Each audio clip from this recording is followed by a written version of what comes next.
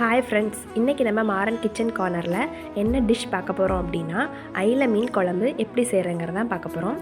அதுக்கு நம்ம அயில மீனை க்ளீன் பண்ணி எடுத்துக்கணும். அதுக்கு நான் இன்றைக்கி 3 அயில மீன் எடுத்திருக்கேன். அதை ஃபஸ்ட்டு நல்லா க்ளீன் பண்ணி வாஷ் பண்ணி எடுத்துக்கலாம்.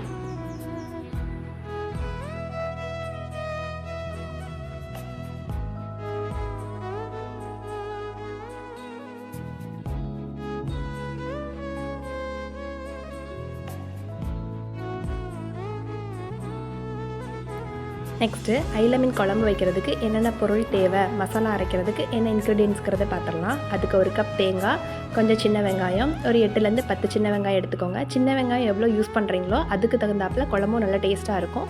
டிஸ்பிளேயில் வந்து என்னென்ன பொருளுங்கிறத நான் லிஸ்ட் அவுட் பண்ணியிருக்கேன். அதுக்கப்புறம் chilli powder 2 teaspoon, coriander powder 1 teaspoon, அப்புறம் மஞ்சள் தூள் வந்து 1/2 டீஸ்பூன்.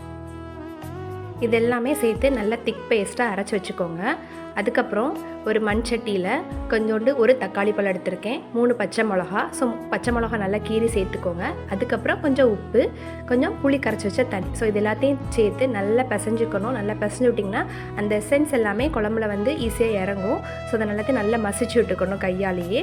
மசிச்சு விட்டதுக்கப்புறம் உங்களுக்கு எவ்வளோ கொஞ்சம் தண்ணி தேவையோ அவ்வளோ தண்ணியை ஊற்றிட்டு நம்ம அரைச்சி வச்சுருக்க மசாலாவையும் இது கூட சேர்த்து நல்லா மிக்ஸ் பண்ணிக்கணும். மிக்ஸ் பண்ணி விட்டுட்டு ஒரு லம்ஸ் கூட இல்லாமல் நல்லா கையாலே கிண்டி விட்டுருங்க. ஸோ கையாலே நல்லா பிசைஞ்சு விடும்போது அது கொஞ்சம் நல்லா வந்து உள்ளே வந்து கோட்டட் ஆகும்.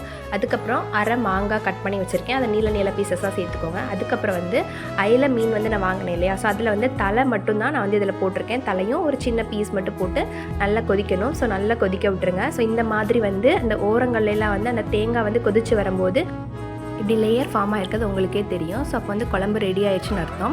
நெக்ஸ்ட் வந்து நம்ம அயில மீனில் மீதி இருக்கிறத கொஞ்சம் வந்து ஃப்ரை பண்ணுறதுக்காக ரெடி பண்ணிக்கலாம். அதுக்கு 1/2 ஸ்பூன் மஞ்சள் பொடி, 1 ஸ்பூன் வத்தல் பொடி, உப்பு. ஸோ இது மட்டுமே போதும். அயில மீன் வந்து டேஸ்ட்டு செம்ம டேஸ்ட்டாக இருக்கும். நம்மலாம் நினச்சிட்டு இருப்போம் வஞ்சர மீன், நெய் மீன் தான் டேஸ்ட்டுன்னு. அப்படி இல்லை, இந்த அயில மீன் சாப்பிட்டு பாருங்கள், உண்மையாகவே செம்ம டேஸ்ட்டாக இருக்கும். ட்ரை பண்ணி பாருங்கள், எனக்கு ரொம்ப பிடிச்சிருந்தது. நீங்களும் ட்ரை பண்ணி பாருங்கள், ஓகேங்களா? ஸோ அவ்வளோதாங்க. இன்றைக்கி ரெசிபி வந்து என்ன அப்படின்னா அயில மீன் குழம்பு வித் அயில மீன் ஃப்ரை தான். ஸோ வஞ்சர மீனை விட அயில மீன் வந்து ஃப்ரை வந்து சூப்பராக இருக்கும். நீங்கள் கண்டிப்பாக வீட்டில் ட்ரை பண்ணி பாருங்கள். Thank you, tata, bye bye.